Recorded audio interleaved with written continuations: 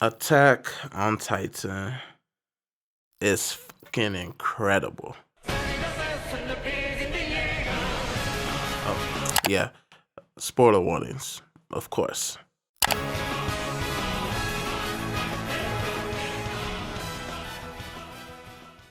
So I just got finished watching episode 68 of Attack on Titan on the most current season. I was gonna stop at episode 66 to record this, but Attack on Titan is one of those shows where you think it's gonna be, oh, this is gonna be the last episode I watch for the night, and then it ends in another hook, and you're like, oh man, I gotta keep watching. and you keep watching. Like, Attack on Titan is one of those shows that have mastered that art. Pretty sure you guys don't know this. I don't know if I've talked about it in any other videos, but I haven't watched Attack on Titan since 2017. I'm just now catching up to it. I've literally been binging it since like Sunday or Saturday, one of those days. I had practically finished season 2 back in like 2017, 2018. I don't remember which year I stopped. I think it was a combination of things. I was watching it on Kiss Anime. I think some of the subtitles was a little wonky. But I think one of the other main reasons was I got like a really big spoiler while I was watching it. And I've talked about this in another video. I think it was on my anime versus manga video. And looking back on it now that I've caught up, it wasn't like the biggest of spoilers. It was still, a significant spoiler. The spoiler was just in regards to the identity of the Beast Titan. And this girl that was on my friends list at the time just like commented on my post and just told me who it was, and that pissed me off so much, man. I blocked that bitch immediately. Like, fuck out my face, yeet her ass straight off my friends list. I was like, I don't play those games. Like, I do not play those games. And now it's like a whole 4 years later, and man, I understand the hype. I'm glad I hopped onto it early, because back in 2013. Like, I was still in high school at the time. That's how long ago that was. I was still in high school at the time. And I used to see it everywhere on my Facebook news feed. Everybody was talking about this new anime called Attack on Titan. And I didn't finally start watching it until one of my friends at the time, his name was Steven. We were, in our, I think, study hall class. And he started talking about it. And he didn't want to give me no major spoilers, but he was like, when you watch it, it's gonna hook you immediately. There's this one scene with the main character and this other character named Hans that's gonna like it's gonna hurt. And I was like, okay, I'll give it a shot. And Attack on Titan had me hooked from literally 30 seconds in. Like, it had me hooked from the premise alone, and then the theme song just sealed the deal. Attack on Titan has top 10 theme songs of all time. Don't at me, bruh. Yeah! But the basic premise of Attack on Titan is not really anything I've really ever seen before, and that's part of why it was such a hot anime at the time. But Attack on Titan now is something to behold. I'm definitely gonna make a more scripted, more analytical video once I'm finished watching the series, and I'm gonna pick up the manga and read the manga too, because you guys know I'm a manga nerd.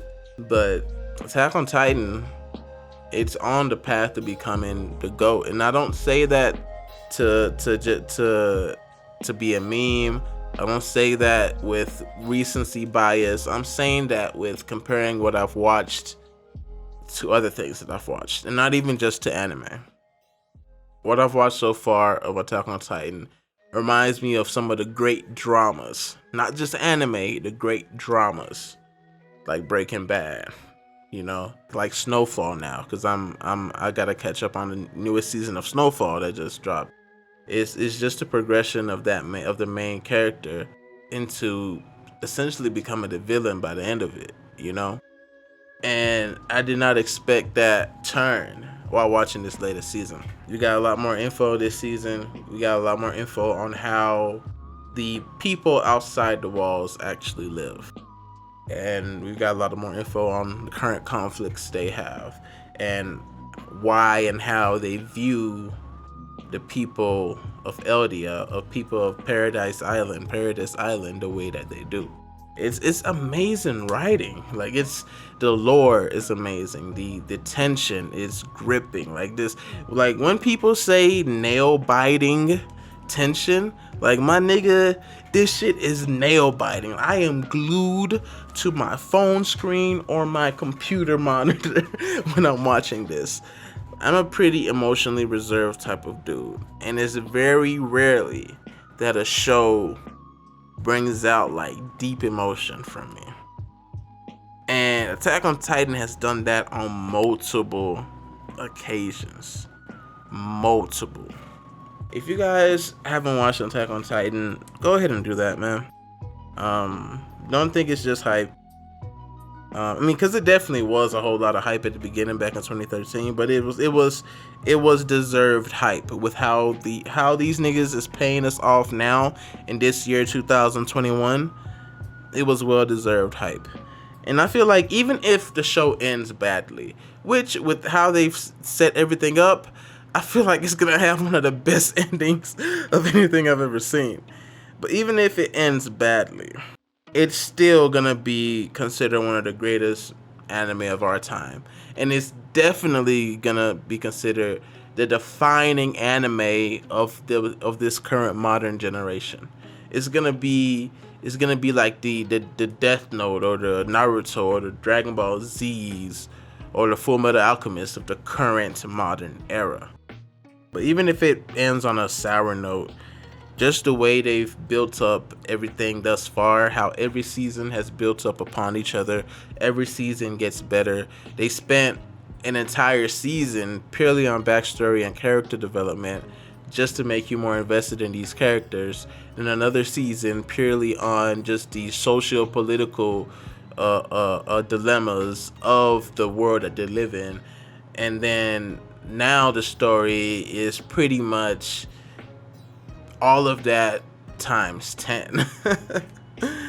the current season, the episode when the declaration of war of Eldia versus the world, essentially, when Eren turns into the Attack Titan in the middle of Marley. That whole scene, that whole episode had me in awe. I was astonished. Like, so many thoughts was going through my head. Eren has essentially become the colossal titan that attacked Val Maria, and Gabby is essentially who Eren was when Eren was a child. It's just a cycle of hatred, a cycle of pain, a cycle of fighting, a cycle of death, a cycle of killing. And it reminds me of Pain, of Naruto, of Madara. You know, war after war after war, one side versus another side. It's not really any good or any bad. It's just one person getting vengeance over another person's death, and they getting vengeance over that person's death. It's love turning to hate. It's the human condition, and that's what this story highlights the best of: the human condition. Constant warfare, constant conflict. Will there ever be a such thing as peace among people when there's so much hurt, pain, trauma on both sides?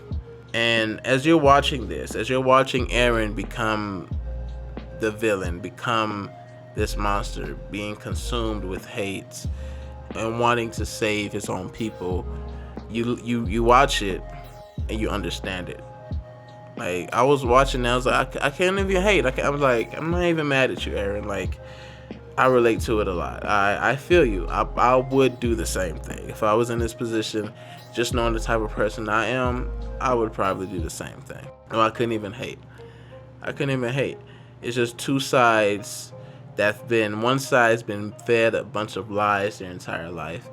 And their whole perception of the situation is not accurate. It's not the truth. But the other side of the coin is the Eldians have way too much power. They could literally control the world if they wanted to, and that's essentially what Eren is doing now. After being oppressed for so long, they have that power to do it. So they're still a threat. So even though the Eldians have received so much hatred, even though their history has been ripped away from them and they've been fed lies on both sides, there's still that founding fact that the Eldians are dangerous. They're literally a race of people that can turn into titans with astronomical powers. So, like when you look at it from both sides, each side has their reasons, and whichever side that you're on, is a lot of it is subjective. It's based on whichever side that you have the most connection to. Because even with Eren doing what he did, I'm still on Eren's side. I want to see Eren win. I do. And it makes you think, you know? It makes you think about all the wars that's been fought in real life. And what is the actual truth? Who was actually in the right or the wrong? When you think about all the wars or all the human conflict that's going on in the world. And even when something seems obviously right or wrong, humans always have their own hidden agendas as well. So it's never, ever that simple. And Attack on Titan captures that perfectly. A lot of it kind of reminds me of Full Metal Alchemist as well. Just with the whole mythos of everything and the whole, magical powers along with that, and the whole moral and political dilemmas ingrained in this overarching story of lies and deception and death and war. And it's just overwhelmingly dark and grim. Just that entire vibe reminds me of Fullmetal Alchemist a lot as well. And that's also why Fullmetal Alchemist is in like my top 5. And Attack on Titan, by the end of it, it's probably going to end up being in my top 5 as well. It's an amazing story. It's an amazing show.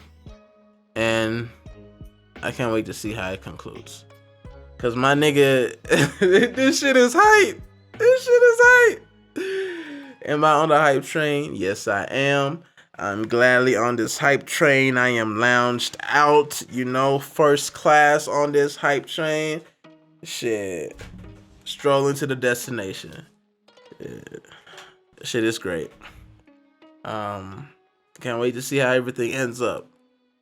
I cannot wait to see how everything ends up, man. Wow. So I was about to go to sleep after recording this, but I'm probably just gonna end up watching a couple more episodes. I'm currently on episode 69. I'm almost fully caught up. I'm probably just gonna watch one more episode. Just one more episode. Just one more episode. I'll see y'all later, guys.